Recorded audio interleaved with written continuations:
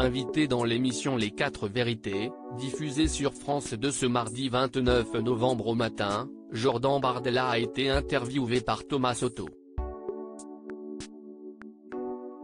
Le jeune président du Rassemblement national a ainsi été questionné sur plusieurs actualités, nationales et internationales, notamment sur la flambée à venir du prix du pass Navigo.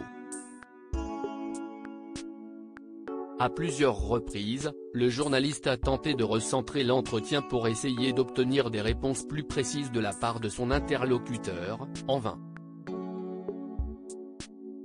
Comment vous faites pour que le pass Navigo ne passe pas à 100 €, a demandé concrètement Thomas Soto pour avoir un avis plus tranché. Ce à quoi l'homme politique de 27 ans a répondu en parlant de la facture d'énergie, qui est trop chère, avant d'évoquer une école située dans l'Essonne, qui a été contrainte de fermer à cause du coût exorbitant du chauffage.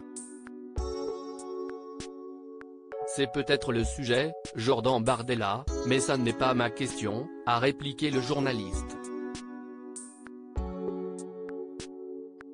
Par la suite, le représentant du RN a été interrogé sur les possibles alliances qu'il pourrait nouer avec d'autres figures politiques. Quand vous regardez autour de vous, vous avez plus envie de parler à Éric Zemmour, à Marion Maréchal ou aux Républicains? Mais Jordan Bardella n'a pas directement apporté une réponse, préférant plutôt revenir sur une remarque faite un peu avant par son intervieweur, selon laquelle on le dit plus radical que Marine Le Pen à la tête du Rassemblement national. Qui dit que je suis plus radical? A-t-il ainsi demandé. Ah ben pas mal de gens. Demandez à Louis Alliot, le maire d'extrême droite de Perpignan qui était candidat à la présidence du RN, note de la rédaction, ce qu'il en pense. A alors précisé Thomas Soto, sans obtenir l'avis clair de son interlocuteur sur ses éventuelles alliances politiques. Supérieur à Anna Cabana, Thomas Soto. Ces journalistes tombés sous le charme d'une personnalité politique. Un entretien un brin compliqué. J'ai été présenté, dans tous les médias, justement comme la figure moderne, ouverte du Rassemblement national et, depuis le 5 novembre, jour de son élection au sein du parti d'extrême droite, note de la rédaction, je suis devenu un identitaire plus radical etc., a préféré développer Jordan Bardella, en se concentrant toujours sur sa position au sein du RN, et en bottant en touche sur la véritable question qui lui était posée.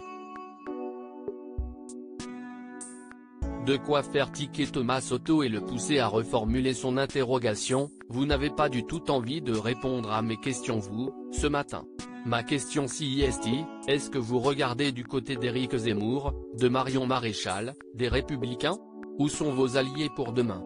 Encore une fois, l'homme politique a alors semblé opter pour une stratégie d'évitement, en parlant davantage du socle populaire extrêmement fort de son parti que de ses alliés.